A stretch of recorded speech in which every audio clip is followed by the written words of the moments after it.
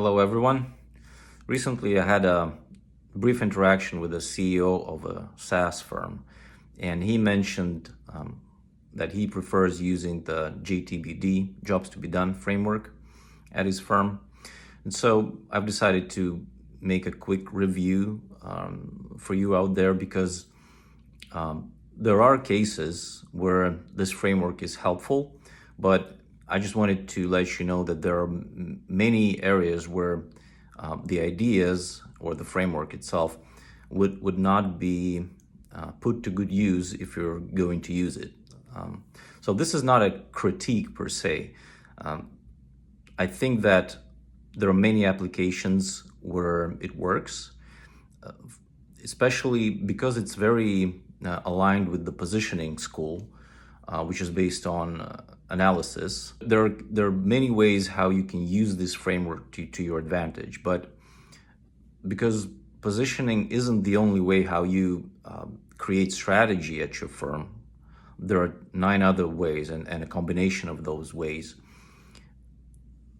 This framework will not necessarily be helpful to you at all times. So this video is recorded in order to help you understand where this framework might fit better at a certain stage of development at your firm.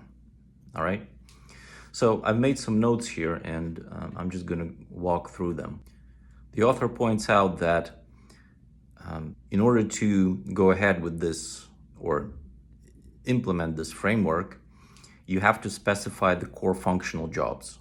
And the quote is, "The core functional job is the anchor around which all other needs are defined. It is defined first, then the emotional, related, and consumption chain jobs are defined relative to the core functional job." Right? In other words, unless you have specified the core functional job, you do not proceed with this framework, right? And other jobs, as I've just mentioned, are emotional and related and consumption chain jobs, right? Just to keep that in mind. Now, the characteristics of a correctly defined job are, first, and this is a quote, "A job is stable, it doesn't change over time. Second, a job has no geographical boundaries. Third, a job is solution agnostic." And the format of a job statement the author provides is as verb plus object of the verb, which is a noun, and contextual clarifier. Now, he also provides some examples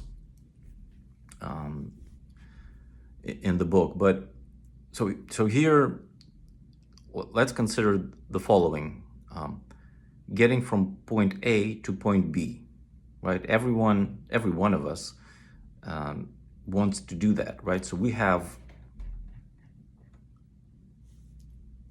a stable job which doesn't change over time, right? So getting from point A to point B. Then we have no geographical boundaries. It doesn't matter where you are. Every one of us wants to get from point A to point B, right? If like I am in New York City and I want to get to Madrid, then for any person who's in Madrid and wants to go to New York City, we still have the same job, right? The job is solution agnostic. So when I'm making a job statement, I do not specify in the statement what the solution is, right? It's just getting from point A to point B. All right. Now, according to the author's formula, you have to add the contextual clarifier. Now, here is where I think the things get complicated. So, in my opinion, the biggest problem is with how you apply this contextual clarifier, and I think there's just an enormous amount of ways, probably endless possibilities of how to apply this contextual clarifier. So just for example, consider I'm sitting at my desk in my office, and I have a car parked nearby, my car, And then I also have a bicycle available to me. And I also have my 2 legs, right? And I need to get from my work, from my office to home. But, and this is a job, right? So getting from point A to point B. Now, here's the thing. If I also need to pop into the hardware store and let's say grab a couple of heavy bags of thin set mortar, then obviously I'm going to go with the car, right? But if at the same time I'm thinking, all right, but I'm also hungry and it's 6 o'clock, the streets are jam packed with cars, so it's a traffic jam. I'm going to get stuck for a couple of hours. So it's better that I take my bicycle. But then if I'm taking my bicycle, I'm not going to be able to grab those thin set mortar bags, right? So what I'm going to do, I have no idea. Now, because I can delay this decision, let's say I don't need to grab those bags today, I can do that tomorrow. All right, so maybe I just take my bicycle and drive home. But I'm really hungry and there's a traffic jam. So I need something to eat. So I gotta drive through McDonald's, for instance. Okay, so bicycle works, but then it's a storm outside. Well, if it's a storm outside, I'm gonna get all wet. I don't have an umbrella, and it's not really convenient driving the bicycle with my umbrella in the hands. So perhaps I should take the car instead. But then there are those environmentalists outside. And I also had a training at my office about saving the planet. Now, what will folks think about me driving my car when we just had that training session? I mean, I don't want to upset anyone, and so on and so forth. So the contextual clarifier, as you can see, is not obvious, and situations change. Therefore, the actual jobs to be done, they're just endless, in my opinion. So the next point I wanted to make is the matrix, the growth matrix that the author provides. So first of all, the matrix has 2 dimensions. One is getting the job done better or worse, and then charging more or less, right? These 2 dimensions.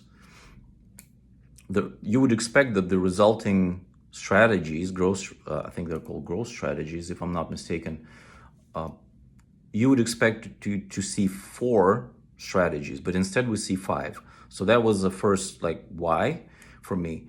And then on the second was why would you use a dimension that is called better? In my opinion, this is just not a great dimension to use because it's so ambiguous, right? What's better for me is not necessarily better for you. So when I looked closer at the actual strategies that were proposed there, one of those caught my attention. This was called a discrete strategy. And a discrete strategy was, well, you charge more, but you do the job worse. And this is, for me, this is a major turnoff because why would you want to do that? Who would pay for that?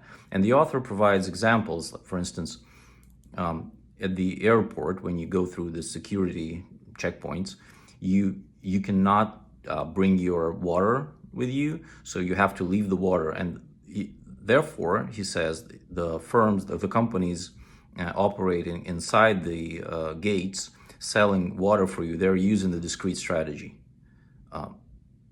So now, if we apply the same logic to food, let's say, well, I can bring my own food through the checkpoint. Therefore, the food should cost less when you pass those security checks at the gates.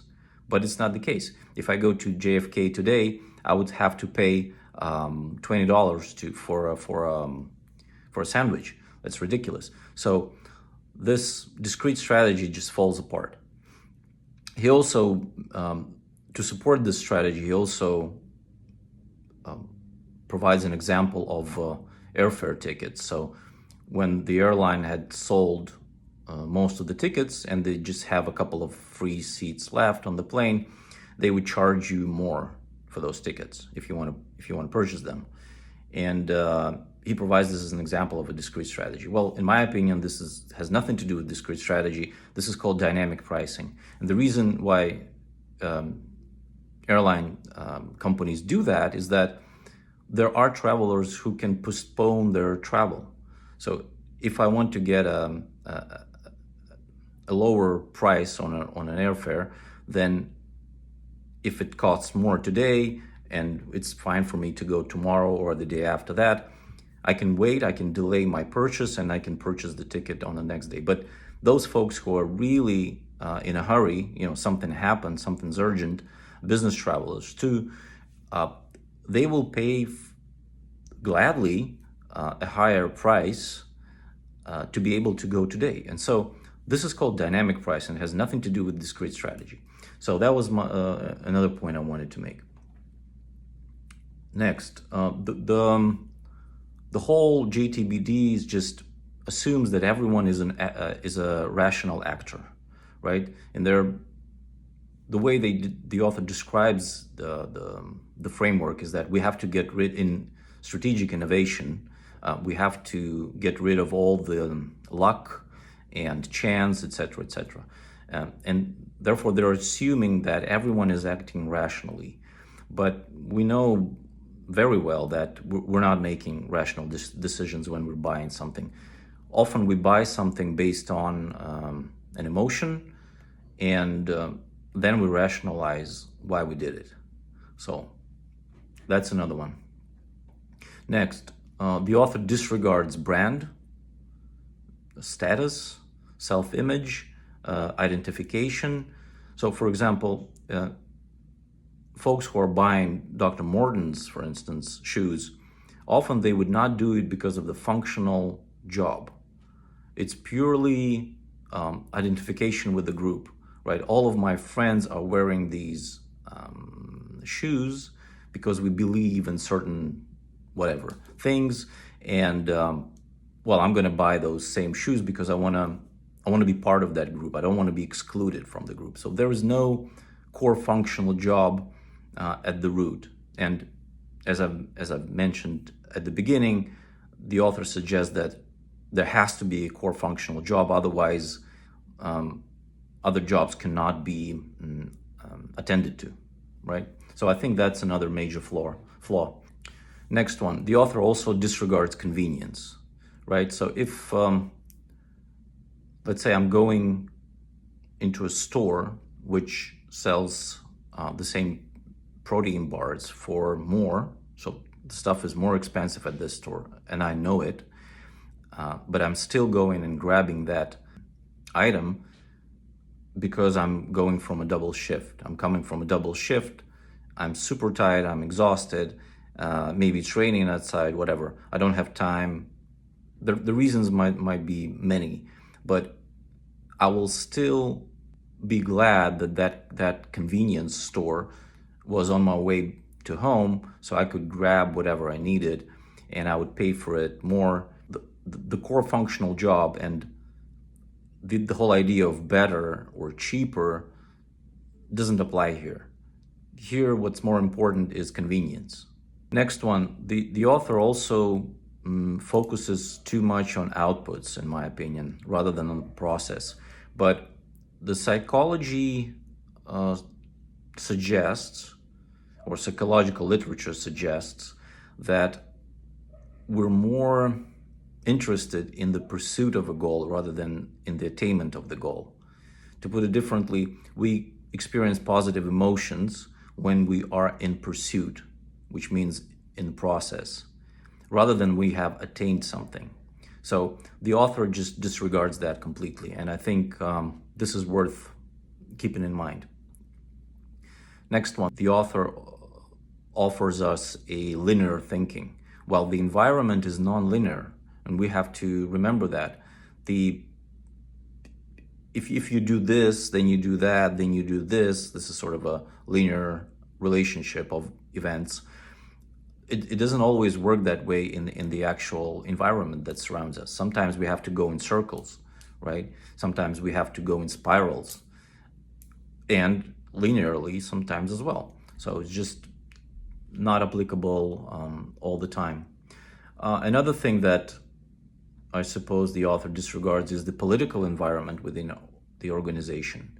So for instance, if the decision about jobs to be done has to be made, you have to take into account the political implications within the firm, because there are certain interests within major players within the company, and well, the author just disregards that.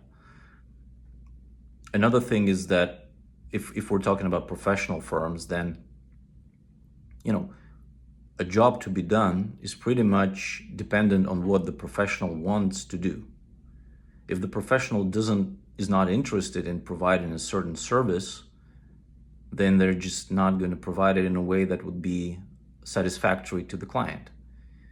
And so even though there is a job to be done, it's not necessarily going to be a viable solution, well, not a solution, not a viable approach for the firm. And this has to be taken into account. Next one is the approach to innovation is systematic in the book and almost algorithmic. So anytime that we attempt to approach innovation that way, this inevitably undermines creativity and innovation itself. So innovation is always inefficient, and you should just accept it. There's trial and error, there's chance, there's luck, there's providence, whatever you can call it, but it's definitely part of innovation. And disregarding that, well, you disregard that at your own peril. You cannot program innovation. It's just not possible. And to add to that, in my opinion, the author thinks of innovation in a deterministic way. But as the history has shown us, markets are unpredictable, and that should be taken into account. Well, that's about it. Shoot some comments. Perhaps I've missed something. Maybe I'm not understanding something properly. I'm probably missing something as well. So I would like to know what it is. I'd like to know your opinions. And well, I'll see you in the next video. Thanks. Bye.